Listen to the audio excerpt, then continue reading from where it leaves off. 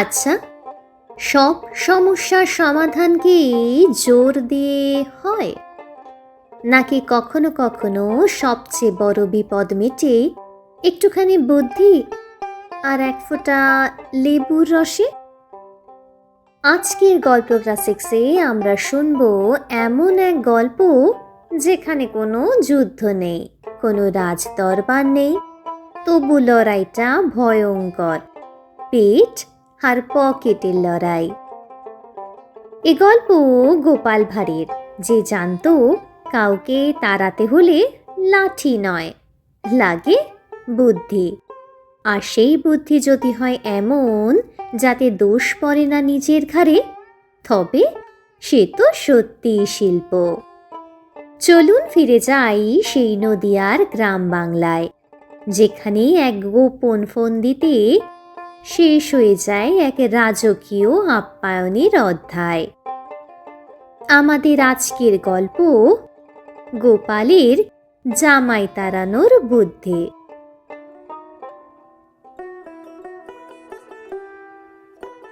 নদিয়া জেলার একটি ছোট্ট গ্রামে গোপাল ভাঁড়ের সংসার ছিল। গোপাল লোকটা যতটা বুদ্ধিমান ততটাই ছিল হিসেবি, কিন্তু তার গিন্নিটি ছিলেন ঠিক তার উল্টো। গোপালের স্ত্রী অনেক দিন ধরেই একটা আবদার নিয়ে বসেছিলেন।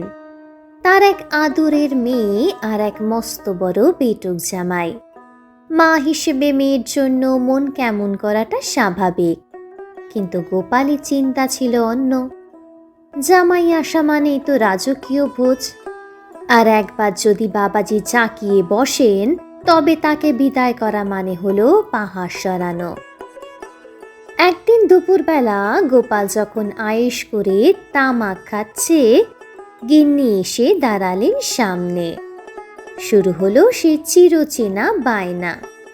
ওগো, যাচ্ছই যখন ওদিকে মেয়ে জামাইকে নিয়ে এসো না একবার। সবাই কেমন জামাই আদর করে, আর আমাদের বেলায় সব ফাঁকি। গোপাল বোঝানোর চেষ্টা করলো, এখন হাতটা একটু টান, এখন কি আর জামাই আনা যায়? জামাই আনা মানেই তো 2 মাসের ধাক্কা। কিন্তু কে শোনে কার কথা? গিন্নি শুরু করলেন ইনিয়ে বিনিয়ে কান্না। অগত্যা মান সম্মান আর কানের শান্তি বাঁচাতে গোপাল লোক পাঠালো জামাই আনতে। জামাইয়ের রাজকীয় আগমন ঘটল। জামাই তো এলেন, আর এসে একেবারে রাজাধিরাজ। প্রতিদিন সকালে লুচি তরকারি, দুপুরে রুই মাছের কালিয়া, বিকেলে সরপুরিয়া, আর রাতে তো এলাহি কারবার। গোপালের জামাইটিও বেশ, একবার খেতে বসলে আর ওঠার নাম নেই। চব্য চোষ্য লেজ্জ পেয় কোনোটি বাদ যায় না। দিন যায়, সপ্তাহ যায়, মাস ঘুরে যায়, কিন্তু জামাই বাবাজির নড়ার কোনো লক্ষণ নেই। যখনই একবার যাওয়ার কথা তোলেন, তখনই গোপালের স্ত্রী গদগদ হয়ে বলেন, সে কি বাবা, এই তো এলে, 2 মাস না থাকলে লোকে বলবে কি? তোমার কি ওখানে খুব কাজ? দরকার নেই কাজ করে, এখানেই থাকো না বাবা। এদিকে গোপাল রোজ বাজারে যায়, আর পকেটের অবস্থা দেখে চোখে সর্ষে ফুল দেখে। সে মনে মনে ভাবল, এভাবে চললে তো আমাকে ভিক্ষার ঝুলি নিতে হবে। জামাইকে তাড়াতে হবে ঠিকই, কিন্তু এমন ভাবে যাতে গিন্নি আমায় দোষ দিতে না পারে। গোপাল একদিন বিকেলে একান্তে জামাইকে ডেকে নিয়ে বাড়ির পেছনে লেবু গাছটার নিচে দাঁড় করালো।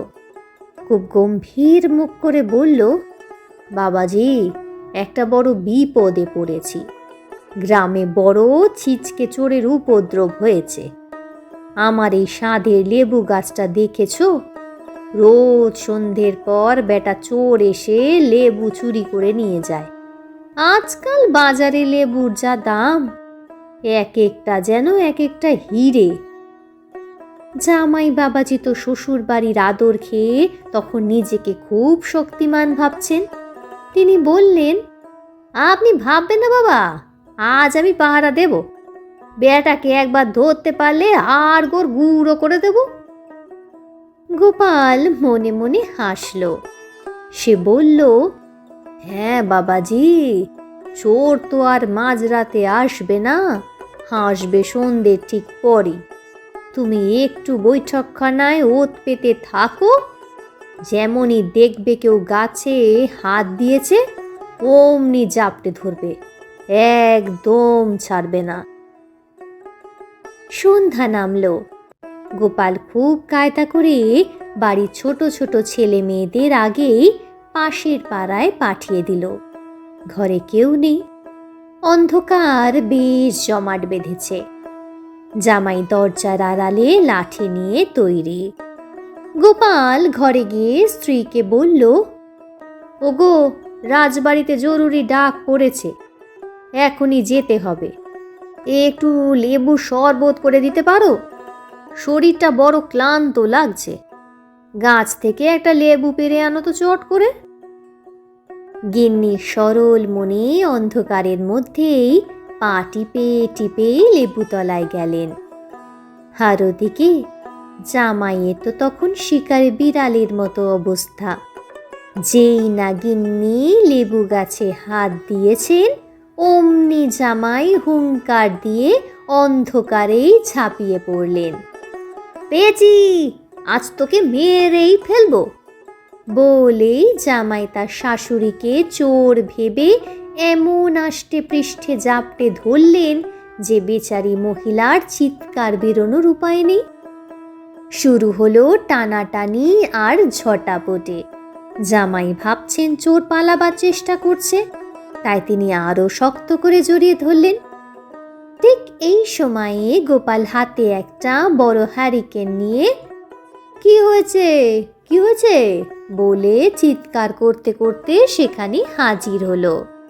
হ্যারিকেনের আলোটা পড়তেই সবার চোখ তো ছনা বড়া। জামাই দেখলো সে চোর নয়, নিজের শাশুড়িকেই কুস্তিগিরের মতো জাপটে ধরে বসে আছে। আর শাশুড়ি লজ্জায় আর অপমানে মাটিতে মিশে যাচ্ছেন।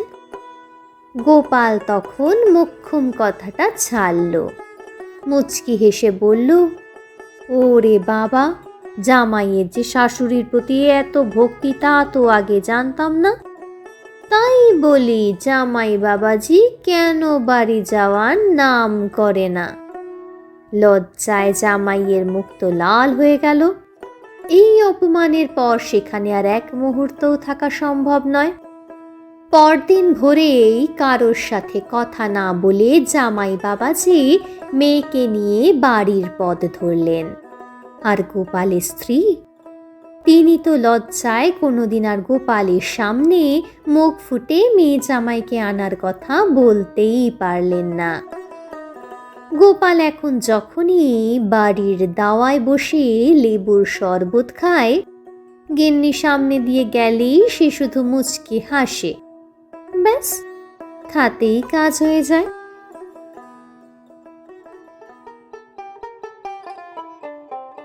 তাহলে দেখলেন তো, সব যুদ্ধ জেতা হয় না তলোয়ারে, কিছু যুদ্ধ জেতা হয় নীরব বুদ্ধিতে। গোপাল ভাঁড় আজ কাউকেই মারল না, কাউকে অপমানও করল না, তবু তার সমস্যার এমন সমাধান করল যার পর আর কোনো ব্যাখ্যার দরকার পড়ল না। এই গল্প আমাদের শেখায়, যেখানে জোর খাটালে সম্পর্ক ভাঙে, সেখানে বুদ্ধি খাটালে সমস্যাই হার মানে। একটা লেবু, একটু অন্ধকার, আর সময় মতো জ্বলা একটা হারিকেন, এই দিয়েই শেষ হয়ে গেল এক রাজকীয় খাওয়া দাওয়ার অধ্যায়। আজ যদি গল্পটা শুনে আপনার মুখে এক ফোঁটা হাসি আসে, তাহলে কিন্তু গোপাল ভাঁড়ের এই বুদ্ধি সার্থক।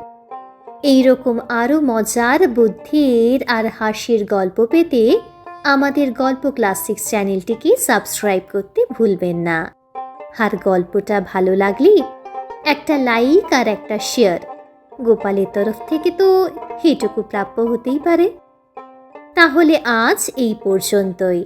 আবার দেখা হবে আরেকটি গল্পে, আরেকটি হাসিতে।